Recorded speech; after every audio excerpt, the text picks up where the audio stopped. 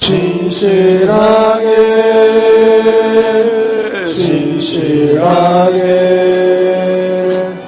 거룩하게 살게 하소서. 신실하게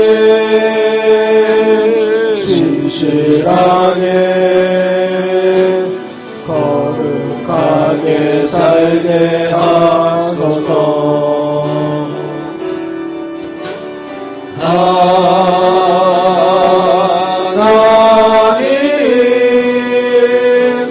나의 마음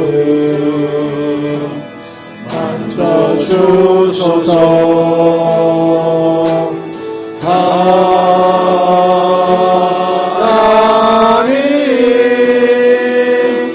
나의 영혼 새롭게 하소서. 32절까지 처음에 되어 있는데 21절에서 24절을 먼저 교독하겠습니다. 앞에 성경에 나오니까 참조하시기 바랍니다. 예수께서 배를 타시고 다시 맞은편으로 건너가시니 큰 무리가 그에게로 모이거늘 이에 바닷가에 계시더니 회당당 중에 하나인 야이로라 하는 이가 와서 예수를 보고 발 아래 엎드려 간곡히 구하여 이르되 내 어린 딸이 죽게 되었사오니 오셔서 그 위에 손을 얹으사 그로 구원을 받아 살게 하소서 하거늘 이에 그와 함께 가실새 큰 무리가 따라가며 에워싸 밀더라. 아멘. 35절에서 43절까지 역시 교독하겠습니다. 아직 예수께서 말씀하실 때에 회당장의 집에서 사람들이 와서 회당장에 이르되 당신의 딸이 죽었나이다. 어찌하여 선생을 더 괴롭게 하나이까? 예수께서 그 하는 말을 곁에서 들으시고 회당장에 이르시되 두려워하지 말고 믿기만 하라 하시고 베드로와 야고보의 형제 요한 외에 아무도 따라옴을 허락하지 아니하시고 회당장 집에 함께 가사 떠드는 것과 사람들이 울며 심히 통곡함을 보시고 들어가서 그들에게 이르시되 너희가 어찌하여 떠들며 우느냐? 이 아이가 죽은 것이 아니라 잔다 하시니 그들이 비웃더라. 예수께서 그들을 다 내보내신 후에 아이의 부모와 또 자기와 함께한 자들을 데리시고 아이 있는 곳에 들어가사 그 아이의 손을 잡고 이르시되 달리 다쿰 하시니 번역하면 곧 내가 네게 말하노니 손녀야 일어나라 하시니라. 손녀가 곧 일어나서 걸으니 나이가 12살이라. 사람들이 크게 놀라고 놀라거늘 같이요. 예수께서 이 일을 아무도 알지 못하게 하라고 그들을 많이 경계하시고 이에 손녀에게 먹을 것을 주라 하시니라. 사랑합니다. 축복합니다. 우리 카리스며 우리 할렐루야 찬양대 감사드립니다. 우리가 살아가는 중에 생각지 못한 어려운 일들이 툭툭 터질 때가 있어요. 그리고 당황스러운 일이 있을 수가 있습니다. 그럴 때 여러분에게도 똑같이 일어날 수 있잖아요. 어떻게 할 것인가? 어떻게 극복할 것인가? 이런 생각과 더불어서 염려와 근심과 걱정이 생길 수가 있습니다. 그럴 때 가장 좋은 방법은 그냥 결론적으로 착착 말씀드리면 예수 앞에 나오는 것입니다. 예수 앞에 나오면 되사함 받으며 예수 앞에 나오면 문제가 해결된다는 것입니다. 본문은 그라사 지방에서 귀신 들린 자를 고치셨습니다. 예수님이 이 그라사라는 그 가버나움에서 갈릴리 호수를 건너서 밑쪽입니다. 그 오른쪽으로 가서 밑쪽에 그 요단강 그쪽 좌편 부분의 위쪽인데 거기에 귀신 들린 자가 있었어요. 그래서 예수님이 지나시는데 귀신이 들려오는 거 알잖아요. 저분이 하나님이시다 하는 걸. 그리고 본능적으로 지질거리고 한단 말이죠. 그러니까 예수님이 고쳐줬었습니다. 그러니까 거품 물고 사람은 살아야죠. 그 안에 귀신이 들어갔으니까 애자 빠졌어요. 그러니까 하나님은 귀신이 떠나면서 우리를 저 돼지떼에게 보내달라고 원하는 대로 보내줘서, 그러니까 그 산비탈에 있는 모든 돼지떼가 있는데 귀신이 그거 들어가서 이 돼지떼가 그대로 강으로 들어가서 빠져가지고 다 빠져 죽었어요. 이제 이런 현상들을 보았다면 사람이 어떻게 생각해야 되겠어요? 이거 특별한 일이네.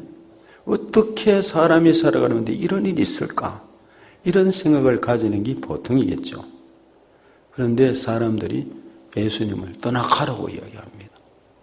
예수님이 떠나갑니다. 여러분, 주님은 인격적이신 분이십니다. 하나님은 질서의 하나님이십니다. 내가 볼지어다 내가 문 밖에 서서 두드리노니 누구든지 내 음성을 듣고 문을 열면 내가 그에게로 들어가 그로 더불어 먹고 그는 나로 더불어 먹으리라고 말씀을 했습니다. 그런데 영접하지 않으니까 주님을 떠나버렸습니다. 이게 불행이죠. 그 사람들은 메시아, 지금 아직 그분이 누군지를 모르잖아요. 하나님의 아들이요 하나님이신 메시아를 만날 수 있는 절호의 기회였는데 주님은 떠나서 다시금 가버나움으로 갑니다. 잠깐 그 위치를, 조금 지역적인 위치를 제가 설명을 해드리면 흐름이 어떻게 됐는지를 좀 생각해 볼 수가 있습니다. 잠깐 지도를 한번 보겠습니다.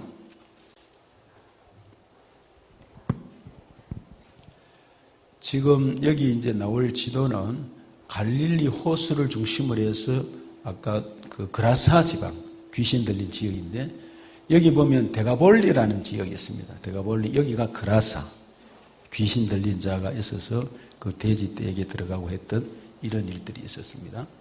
그러면 여기에 위에 보면 가버나움, 예수님이 여기 동쪽입니다. 여기는 동쪽이고, 지금 갈릴리 호수, 게네사렛 호수라고도 하죠. 이 갈릴리 호수가 여기 있는데, 베드로와 그 12제가 중심으로 이 갈릴리 호수 저 위쪽 가버나움이나 베세다 이쪽 지역에 있었어요. 오병이어 여는 베세다 저 위쪽에서 일어났던 사건입니다. 그러니까 이 가버나움으로 건너가는 배를 타고 다시 건너가야 되잖아요. 여기 보면은 이 베세다 이쪽에서 가버나움에서 건너서 오른쪽으로 왔는데 이까지 오는 키로수가 60km 정도 됩니다. 제법 되죠. 그러니까 이 위치가 이렇다는 것입니다. 이렇게 쭉 내려오면 이쪽에가 예루살렘이 있고 갈릴리를 중심으로 해서 예수님은 초반기에 사역을 시작했습니다. 그래서 성경은 모든 지역이나 이런 것들이 그대로 기록이 되어 있습니다. 언어도 히브리어로 또 후에 헬라어로 이렇게 기록이 되어 있기 때문에 우리는 이 성경이 하나님의 말씀으로서 우리에게 전해주는 은혜가 참으로 큽니다. 자, 그러면 지역을 이렇게 머릿속에 한번 넣고 오늘 우리가 알아야 할 말씀들을 생각해 보고자 합니다. 오늘 마가복음 5장 22절을 다시 한번 보세요. 마가복음 5장 22절을 같이 한번 합독해 보겠습니다. 회당장 중에 하나에 있는 야이로라는 이가 와서 예수를 보고 발 아래 엎드려, 회당장입니다. 바로 여기에 예수님 앞에 와서 발 아래 엎드렸다고 그랬습니다. 당시에 회당장이라면 높은 지위에 속한다고 할 수 있습니다. 야이로라 그랬어요. 야이로. 야이로는 깨달은 사람, 빛나는 사람이란 뜻입니다. 깨닫고 빛나는 사람, 인품이 있는 사람인데 주님 앞에 나와서 보통 이 회당에 있는 사람들은 예수님을 그렇게 영접할 수가 없어요. 예수님은 무명의 사람입니다. 당시에. 무명이고 이력서도 제대로 알 수 없잖아요. 그런데 그 앞에 머리를 조아리고 엎드렸다는 것은 예수님을 인정한다는 것이고 믿는다는 뜻입니다. 그 연유는 잘 모르지만 중요한 것은 자기 딸이 지금 죽어가고 있습니다. 갈급한 심령입니다, 지금. 그러니까 이게 회당장 하면, 회당에는 당시에 여러 회당들이 있었는데 회당장이 있고, 그런가 하면 핫잔이라는 또 사람, 그 밑에 사람이 있고, 레위인이 있고, 그 밑에는 평신도들이 있습니다. 이렇게 구성되어 있는데 그 회당을 대표해서 이끌어가고 전하고 수리할 것은 수리하고 인도하는 그런 회당장입니다. 책임을 짓고 맡고 있는 지도자입니다. 그리고 이 회당장은 평민들로부터 존경을 받아야 합니다. 뭐 아무나 거기 그러면은 회당에 그럴 수가 있겠어요? 모범이 되고 삶의 모범이 되고 말씀이 있고 모범이 돼야 되잖아요. 그런데 존경을 받고 있는 이런데, 그런데 그런 분이 존경받고 있고 그리고 회당장이고 예수님 앞에 와서 발 앞에 엎드려 간구했다고, 간청을 하는 것입니다. 정말 예수님을 아직까지 그때 초반기입니다. 이건 초반기에 복음을 전하고 있고 갈릴리 쪽에서부터 이제 제자들을 선택해서 복음 사역을 하려고 하는 이때입니다. 주님을 그러면 어떻게 그랬을까? 아마도 예수님이 이제 갈릴리로부터 시작하면서 초반기에 다니실 때에 많은 사람들을 치료했어요. 여기도 귀신 들린 자를 치료했지 않습니까? 각색 질병자를 치료했습니다. 고쳐주셨습니다. 귀신 들린 자를 다 떠나게 해주셨습니다. 그러면 사람들이 생각할 때 이것은 보통 일이 아니다. 이것은 우리가 알아야 된다. 주님을 알아야 된다. 이런 일이 생겨야 되는데 떠나게 하는 사람이 있고 무관심한 사람이 있고 그리고 이 진리에 대해서 생각지 않는 사람들이 많다는 사실입니다. 그런데 이제 회당장은 자기의 자존심을 내려놓았어요. 그리고 지위도 내려놓았습니다. 애틋한 마음으로 딸이 죽어가고 있으니까 아마 그도 여러 의사들이나 약이라는 약을 다 써보았을 것입니다. 안 된다는 말이죠. 안 되니까 그 어린 딸이, 여기는 나이가 12살로 나옵니다. 누가복음에도 그렇고 12살 딸이 지금 죽게 되었으니까 애틋하죠. 원어적으로 보면 좀 더 어린 여아로 나옵니다.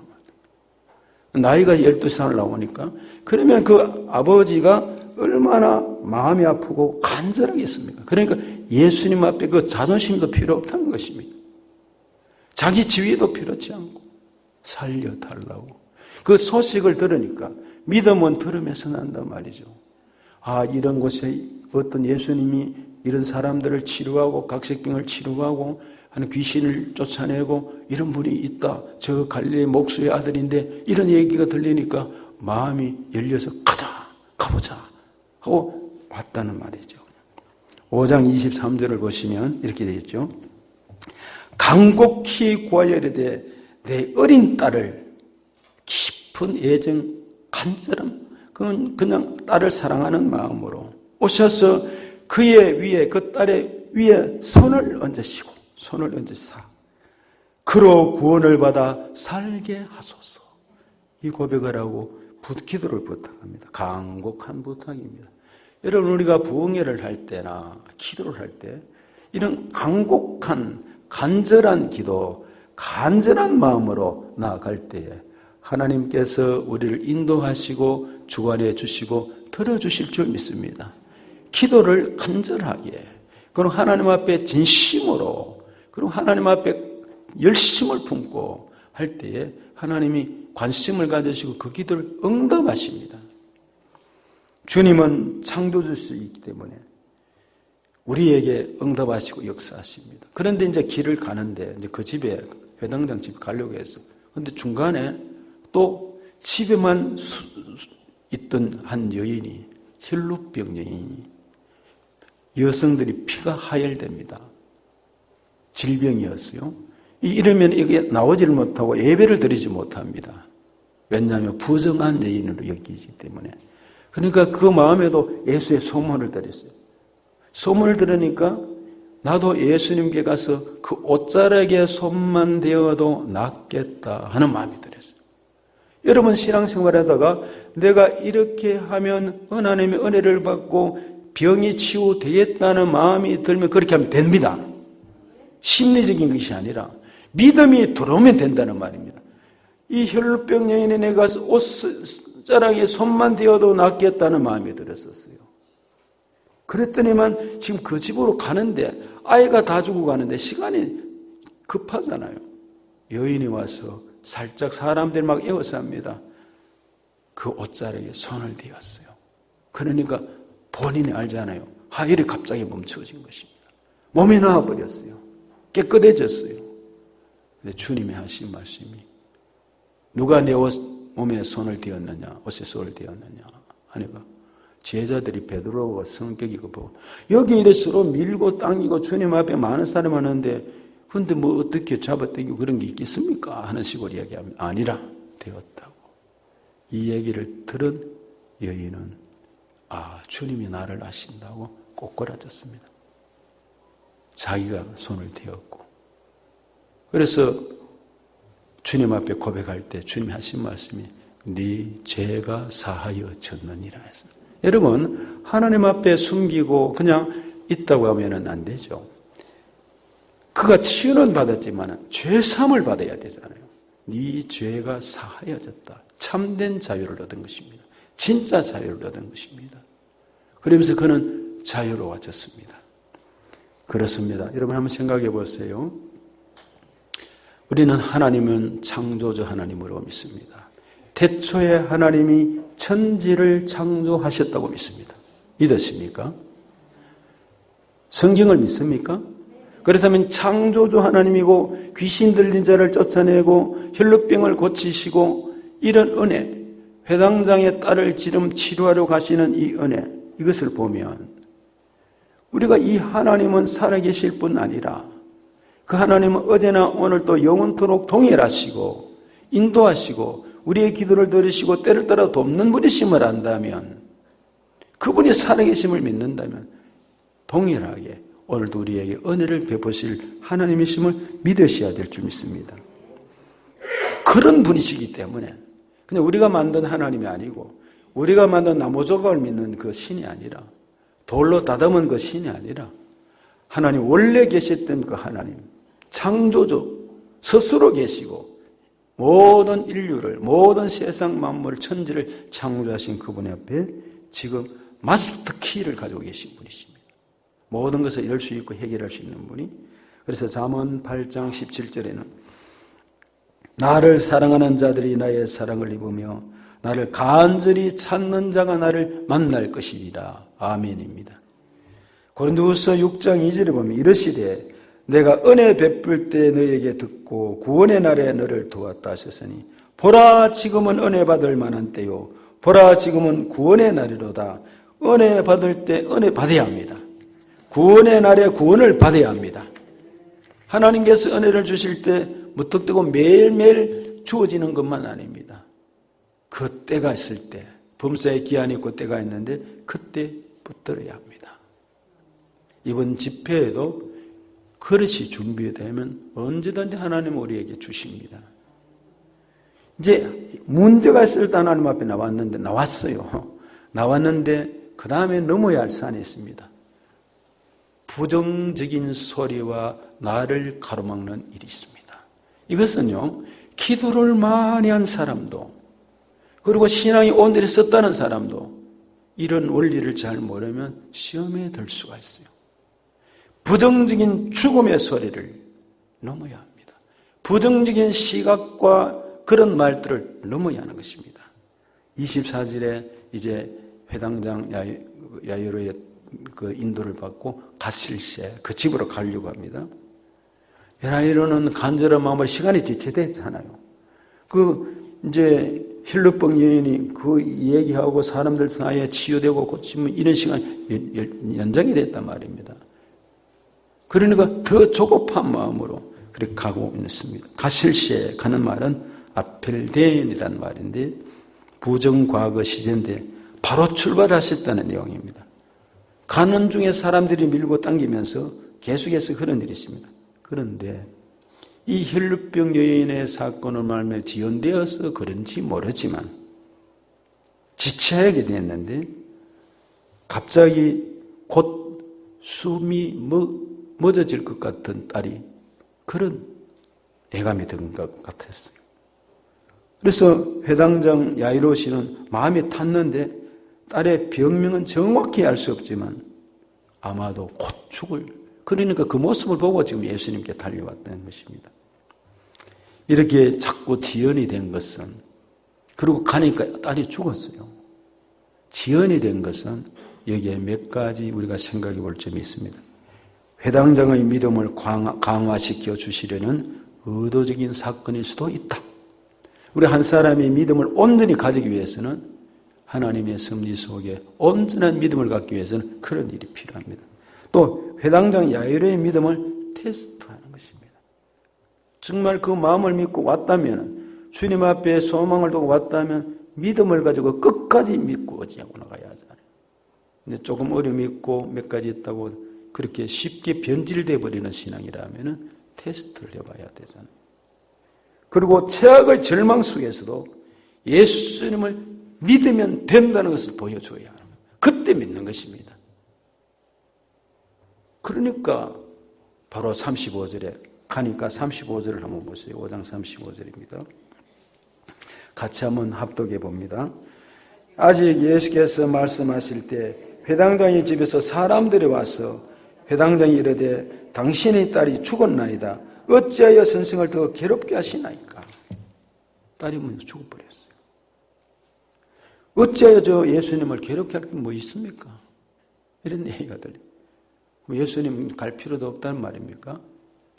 그는 이 소리를 듣고 만약에 회당장이 예수님께 욕설을 하고 당신 가시오 하고 막 돌아섰다면 그럼 끝나버렸잖아요.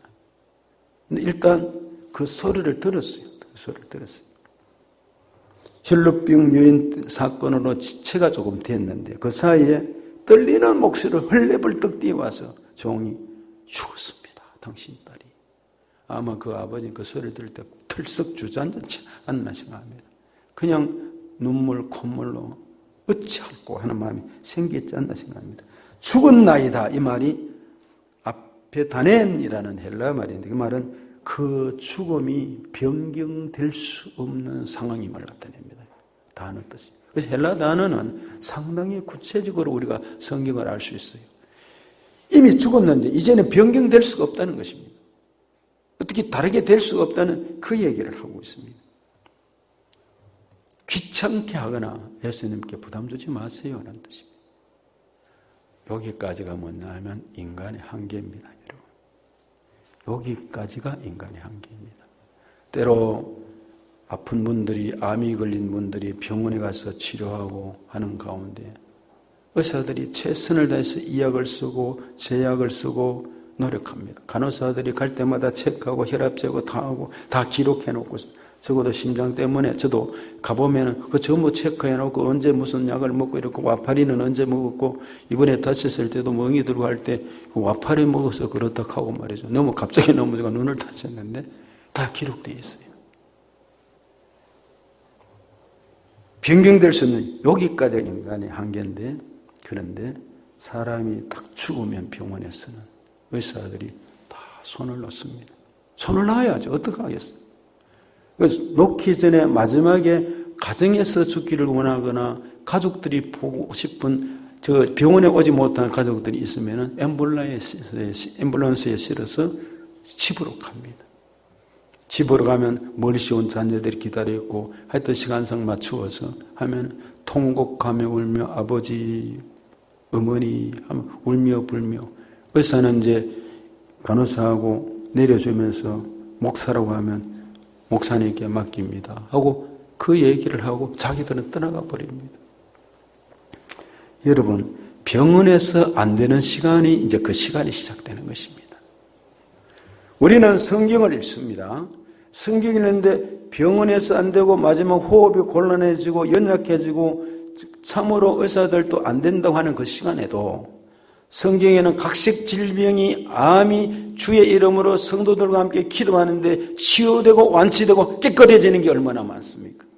전부는 아니지만 병으로 통해서 다 그런 건 아니지만 하나님 앞에서 그 암인 덩어리가 떠나가고 각색 질병이 치유되고 고침받는 일이 있고 믿음은 바라는 것들의 실상이요 보지 못하는 것들의 증거인데 여러분도 각자 질병이나 어려움이 있었을 때 나도 모르는 사이에 그 모든 병들이 치유되고 고침받는 게 얼마나 있습니까? 있단 말이죠. 하나님 은혜란 말이죠. 그런 은혜를 주신단 말이죠.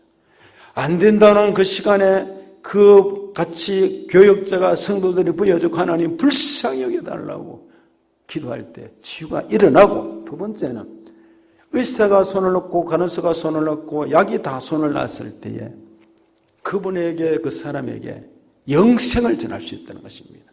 죄를 회개하고 하나님 앞에 복음을 전함으로 그는 죽지 아니하고, 사람들은 죽었다고 하지만은 영원한 생명 예수 그리스도를 받아들일 때에 죄사함을 받고 새로운 낙원, 새 생명 예루살렘으로 올라가는 은혜가 주어지잖아요. 이게 얼마나 복된 일입니까? 죽어도 죽지 않은 영생이 주어지는 은혜입니다. 여기서 출발한다는 것입니다. 인생의 문제는 사람들이 거기까지입니다. 그러나 우리가 믿음을 가진 사람은 거기서부터 출발합니다. 누구와 함께요? 성령님과 함께, 예수님과 함께 출발하는 것입니다. 거기서 치료가 있고 기적이 나타나고 은혜가 주어지고 영생이 주어지고 제사함이 있고, 안 된다고 하는 사람은, 끄는 사람은 가나안 땅에 들어가지 못한다는 것입니다. 그러나 약속의 말씀을 보여잡고 38년간 돌 필요도 없이 올라가면 땅을 취하듯이, 요단강을 건너듯이 그런 은혜가 주어진다는 것입니다. 우리 앞에 신앙생활의 이 고비를 넘어야 합니다. 캄캄함이 임했을 때에, 이제 끝났다고 했을 때에 그때 믿음이 필요합니다. 홍해 앞에서 이스라엘 백성들은 우리는 죽었다고 했습니다. 그러나 홍해를 잘 건넜습니다. 이스라엘은 광야에서 우리는 죽었다, 물도 못 마신다 했지만, 그러나 광야에서 살아난 것이 40년을 지냈습니다. 그리고 생수가 터졌습니다. 성경의 아름다운 사람들은 다 기다린 사람들입니다. 그들은 하나님의 은혜를 기다립니다. 하나님의 긍휼하심을 기다립니다. 누가복음 초두에 보면 기다리는 인물들이 여러 사람 나옵니다. 만왕의 왕이신 하나님의 아들 메시아가 이 땅에 오실 때 이게 구약의 예언이 됐단 말이죠. 예수님이 오시기 전 700~800년에 예언이 됐는데, 주님이 이 그리스도가 오신다는 말을 기다린 사람이 대표적으로 누가복음이나 기타 보면은 거기에 시몬이라는 사람이 나옵니다. 시몬이라는 사람이 계시를 받, 네가 죽기 전에 볼 것이다. 그러니까 늘 성전에 가서 기다렸는데 마리아를 통해서 동정녀 탄생을 통해서 보았단 말이죠. 그런가 하면 안나라는 여성이 있습니다. 시집가서 몇 년 살지 못하고 80세가 넘도록 혼자 과부로 지냈어요. 그 역시 또 같은 성전에서 이 메시아를 보게 됐습니다. 그런가 하면은 사가랴나 엘리사벳은 메시아가 오실 때 그때에 예수님의 길을 예비하는 자가 태어날 것을 또 듣고 기다렸습니다. 세례 요한이 얘기죠. 세례 요한이 기다렸습니다. 그렇습니다. 성경의 아름다운 사람들은 기다리는 사람들이고, 기다린다는 것은 믿는다는 것입니다. 믿음이 없는 사람은 기다릴 줄을 모릅니다. 죽었나이다. 종들은 죽었나이다. 이제 더 괴롭히지 마십시오. 그 얘기입니다. 신앙생활에서 이 고비를 넘기는 우리는 그리스도인입니다. 하나님이 살아계십니다. 성경은 진리로 역사되고 있습니다. 믿음의 세계는 부정적인 말을 제거해야 됩니다. 안 된다, 죽겠다, 미치겠다, 도저히 그 말은 통하지 않습니다. 부정적인 생각을 뽑아내야 합니다. 안 된다, 죽겠다, 미치겠다 이런 소리들을 제거하고 인간적인 생각과 방법도 제거해야 됩니다. 믿어야 합니다.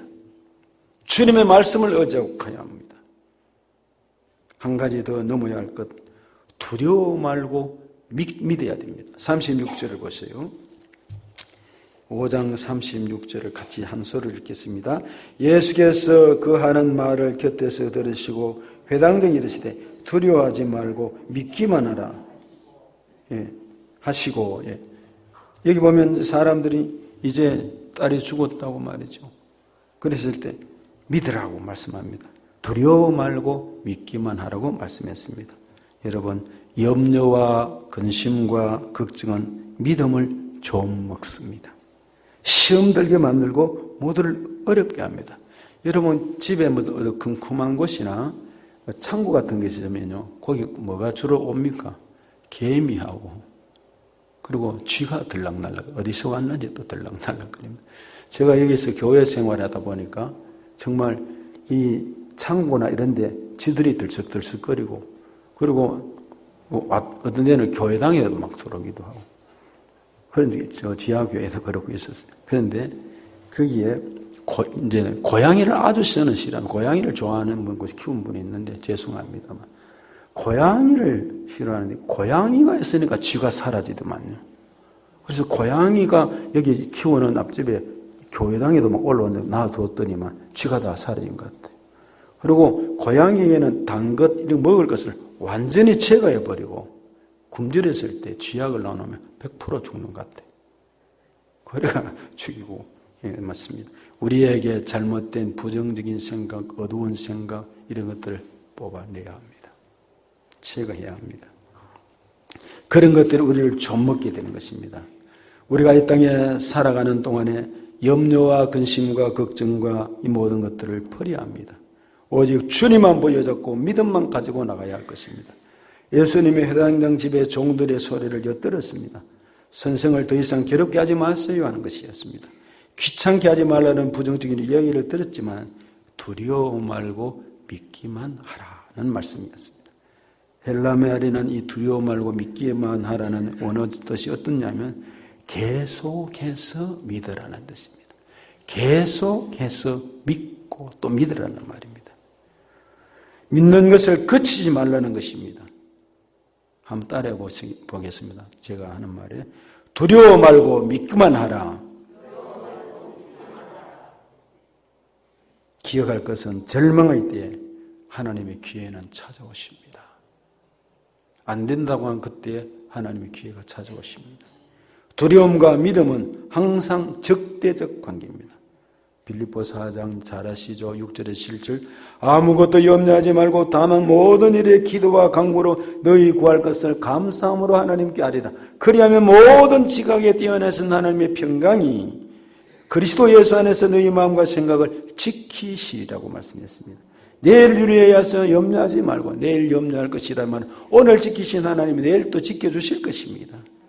하나님이 누구신지를 분명히 하고 창조주 하나님을 믿고 이 요한복음 1장 14절에 말씀이 육신이 되어 우리 가운데 거하심에 우리가 그의 영광을 보니 아버지의 독생자의 영광이요 은혜와 진리가 충만하더라.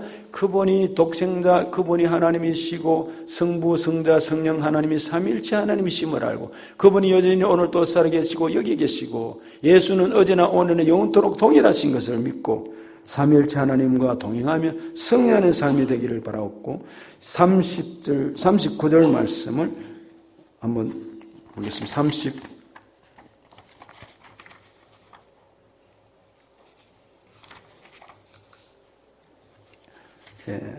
그냥 말씀을 맺도록 하겠습니다. 우리가 지체된 것은 하나님의 은혜였습니다. 합력하여 선을 이루는 일이었습니다. 사람들의 헌화와 호국소리, 비웃음, 야단하는 인간적인 소리는 아무 필요가 없었습니다. 그러므로 절망 중에 처할 때 열심을 품고 주님께로 가야 합니다. 부정적인 소리, 비웃는 소리를 체가하시기를 바랍니다. 마지막에 손녀에게 손녀야 달리 닥쿰이라고 말씀했어요. 일어나라고 말씀했습니다. 사랑하는 여러분, 이번 부흥회 동안에 기도가 회복되기를 원합니다. 말씀이 열려지기를 원합니다.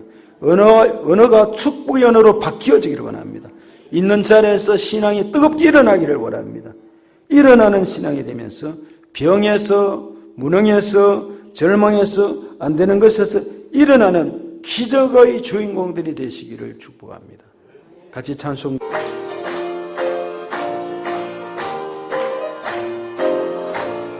천성을 향해 가는 성도들아 앞길의 장애를 두려워 말아라. 성령이 너를 인도하시니 왜 지체를 하고 있느냐. 앞으로 천성을 향해 나가세. 천성 문만 바라고 나가세. 모든 천사 너를 영접하러 문 앞에 기다려 서 있네.